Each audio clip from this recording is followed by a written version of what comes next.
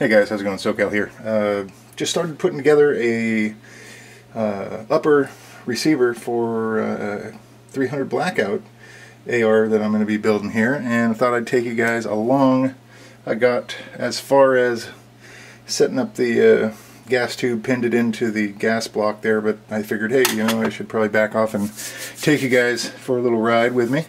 So you guys know I've been building some AAC Blackout 300s with one of my Dylans here. Got it all set up, ready to go, but I had nothing to shoot it out of.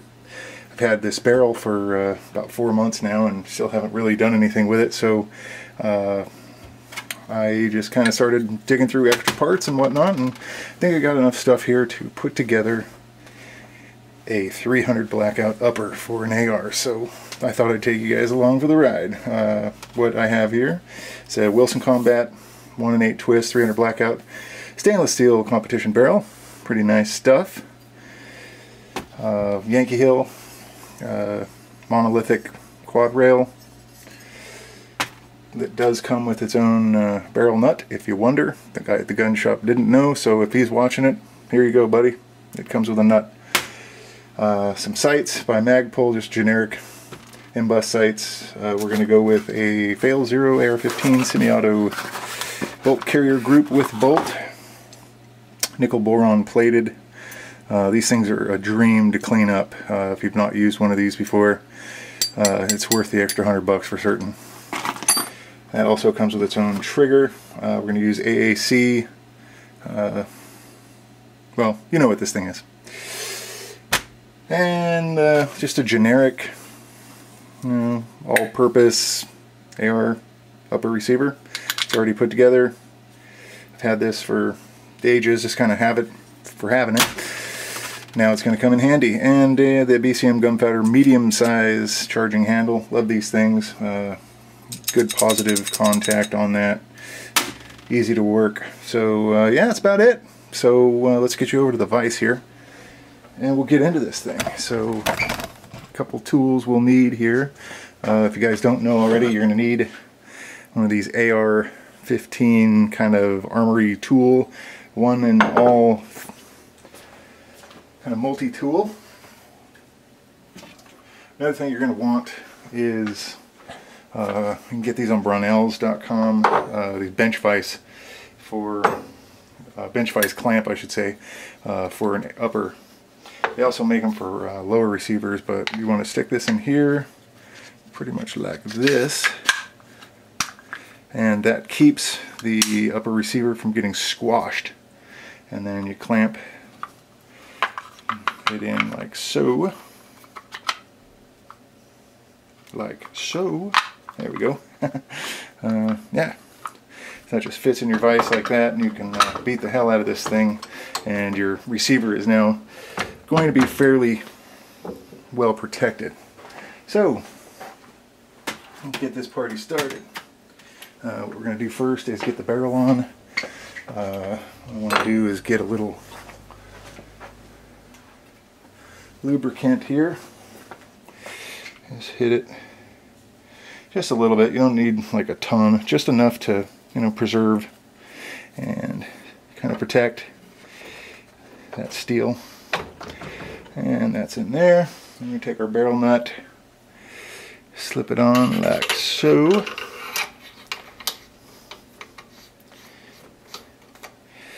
And what you want to do, a lot of people torque these down. I've been doing this long enough where I can kind of feel what's tight enough. Another thing you can kind of look for is where these holes are going to line up on the gas block, or rather the receiver, where the hole is where the gas tube fits in. We'll just see what we get here. Okay, so that's probably real close, but I think what I want to do is get this hole to match up.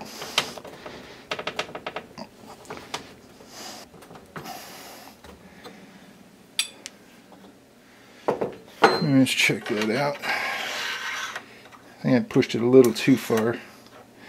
Yeah. Let's come back a little bit with it. Can.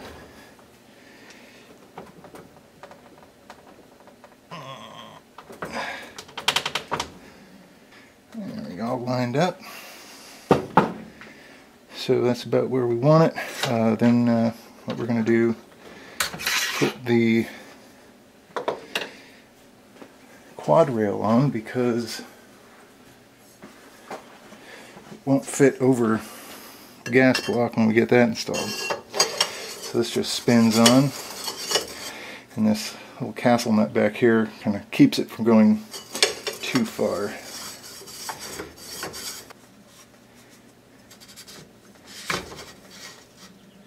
That's what we're looking for.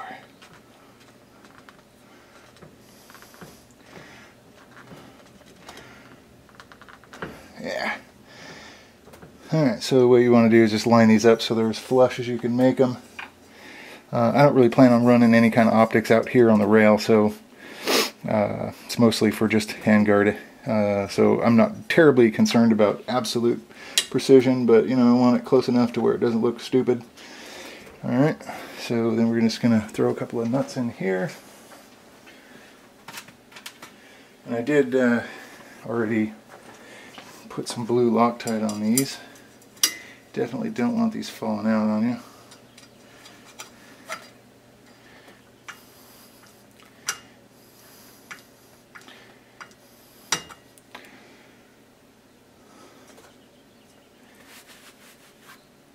I don't know if you guys can see that, but that's not specifically, I mean, that's not close. I mean, it's pretty close, but it's not perfect. I guess from that angle it looks right, but this piece is that direction about 1 C hair. So what I'm going to do is back off the quad rail and just barely loosen the barrel nut, so, and then screw this back on and get that tightened up. I'm going to do that. I'll be right back. And I just wanted to show you guys on these quad rails, they're monolithic and free floating. It's got these little ridges here in the barrel nut, and what happens is when you put screws into these holes, there's like a little nub on there that locks into those little notches and keeps the rail from twisting or changing position at all. Makes the whole thing one solid piece for the most part. One more turn is going to be good.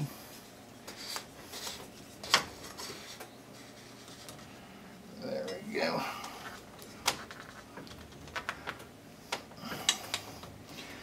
Alright, let's try it again.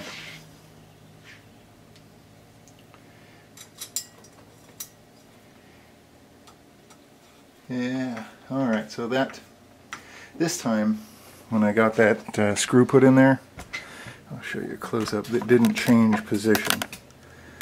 You can see how it looks perfect now. Everything lines up flush. Aesthetically pleasing as well as correctly assembled. Alright, so we'll get this second screw in. Alright, cool. So, do the gas block here. Just going to add just a little bit of lube on my finger. Just enough to just get that smoothed up. Slide this guy on. There we go. And this is pretty simple. You just kind of try to center it up best you can. And just tighten these two nuts up. This I believe it's a Stag Arms gas block. They make fairly decent stuff. No complaints about that. Get these guys nice and tight. And really the only thing left to do here is get the flash hider on, which is just a matter of screwing her on. Actually, I'm going to get some Loctite on that. Be a little embarrassing if you know, you're out at the range and you shot the brake off the front of your gun. Alright, we'll get a wrench on that. But let's take you back over here and we'll get this thing finalized. The Veltor charging handle here. We'll get a little lube on that, on the sides. A little on top.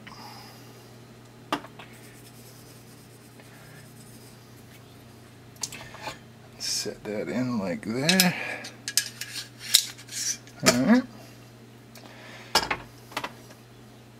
We have our nice nickel boron carrier group. Put that in there. That looks beautiful, huh?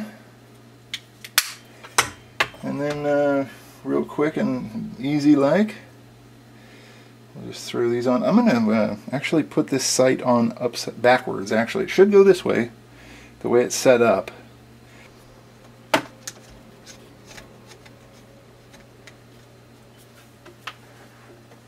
And it really doesn't get any easier than this. I mean, these things are like erector sets, you know? Parts is parts.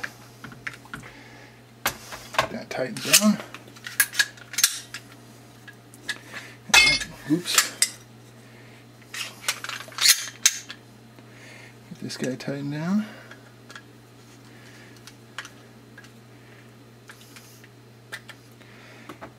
And that's it.